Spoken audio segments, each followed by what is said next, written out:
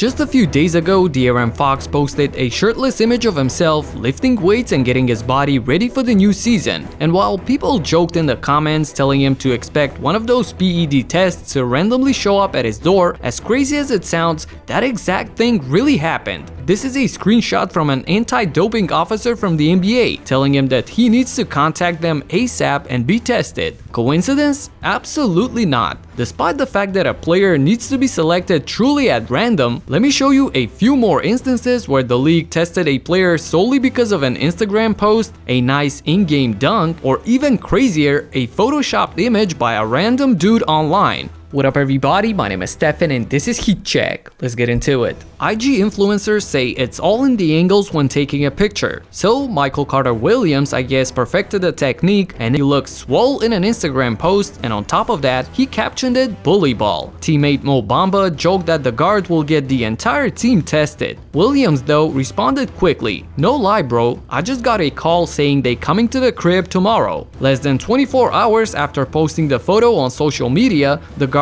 proved that the NBA testing agent really did come to his door. But as he said, it was just a pic. He didn't really gain 50 pounds. Alex Caruso's case was even funnier. In 2019, before the start of the season, the Lakers shared photos on Twitter that included one of Alex Caruso working out. Not surprisingly, in the internet era, someone photoshopped Caruso, making him look much more jacked than he actually was at the time. Not long after, Caruso received a quote-unquote random off-season test in the mail. This is hilarious to me that the league actually looks at social media to determine which player's improvement is suspicious and requires testing. And speaking of improving, I've been working on my Spanish, so check this out. Doncic con el balón. Luka no tiene mucho tiempo, da un paso atrás, dispara el triple de Luka Doncic. Los Mavs ganaron el juego. Increíble, qué canasta de Luka Doncic. I've always loved how Spanish sounds and wanted to learn to speak a little. So with the help of today's sponsor, Babbel, I've been steadily improving really quickly. By using real-life situations and dialogues, Babbel can really help you learn a new language in a practical way. ¿La nueva vecina? ¿Tú eres la nueva vecina? The great thing about it is that there's tons of variety and you can choose how you want to learn through games, podcasts, live classes, and more, all of which come with your subscription. So start speaking a new language in 3 weeks with Babbel. Click the link in the description and get up to 65% off. Gracias Babbel. Thanks for sponsoring this video. Moving on, shortly after the Caruso incident during the 2019-2020 season, his teammate at the time, Danny Green, learned that a single dunk could put him on the suspect list.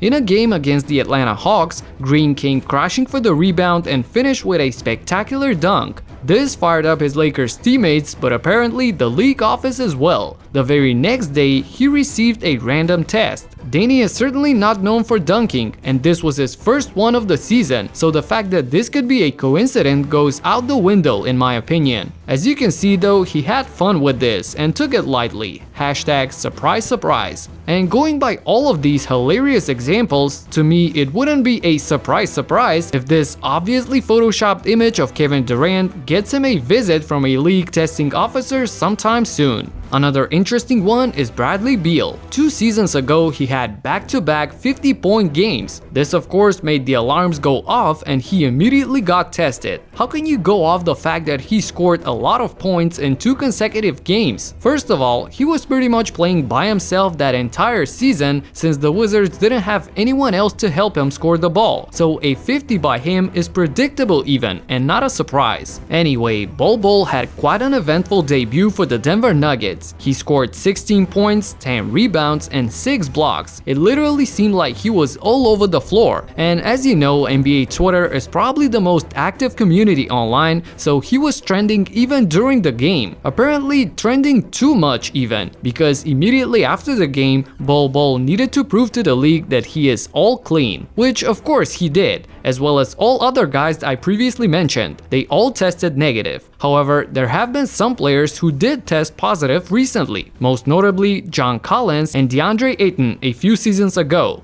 Of course, they said they were unaware that a certain supplement or drink they took had a banned substance in it, but you know, when you get into that territory, it's tough to take those things and have no idea what you're doing. So it seems like the NBA is clamping down on this issue more aggressively lately. There's a big difference in how things used to be. In 2011, an ESPN The Magazine report quoted then MVP Derrick Rose as saying performance-enhancing substances are a huge problem in the NBA. Rose was asked if 1 equals what are PEDs and 10 equals everybody's juicing, how big of an issue is illegal enhancement in your sport? He responded, 7. It's huge, and I think we need a level playing field where nobody has that advantage over the next person. Though Derek later denied that he made that comment, the situation was nonetheless fishy. So while I appreciate the fact that the league is trying hard at keeping it clean in that aspect, I do think that in some situations, they're going way over the top with it. That's it for now. Subscribe and talk to you in the next one.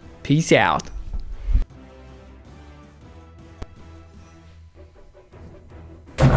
Hey! Does this mean I'm juicing? Should I expect a random NBA test? Come on! Peace!